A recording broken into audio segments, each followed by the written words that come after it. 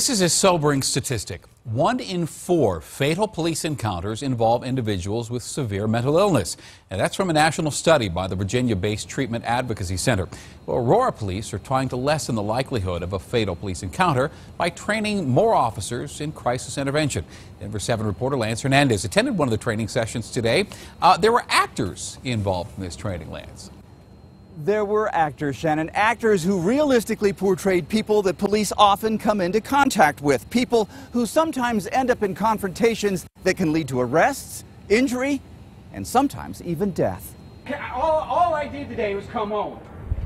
Okay, I came home and half my is gone. This man is threatening to jump off a building, but he's just an actor helping to train Aurora police officers in crisis intervention. None of us are trained clinicians. We're not doctors. Sergeant John Wilton is in charge of the training. We're not teaching officers how to talk to people. We're teaching officers how to listen. They're doing it in conjunction with Aurora mental health experts. It's a de-escalation technique. It's still pretty dark. Heather Dolan says that in 2015, Aurora police responded to 1,088 calls involving mental health or substance abuse issues as the primary reason for the call. She says without the training, situations like those can escalate. Escalate to a point of confrontation, escalate to a point where perhaps there's an arrest that's occurring that maybe didn't have to. Or escalating to the point where the individual gets shot or an officer gets hurt.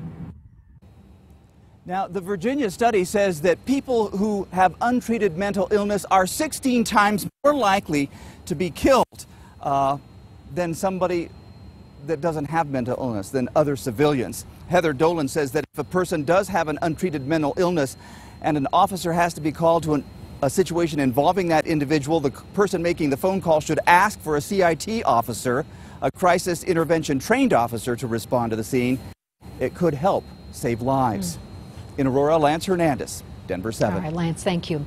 And with tensions high between some police officers and communities across our country, today the U.S. Deputy Attorney General was here in Denver hoping to help bridge that relationship.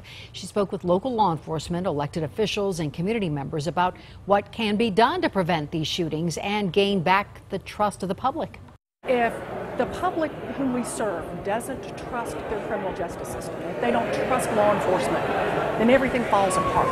And I think the events that we've seen, going back to Ferguson, they haven't started this distrust. I think they've really revealed a distrust. Now, this meeting was behind closed doors, but people walking out did tell us they thought the meeting was proactive and they look forward to having more conversations like this in the future.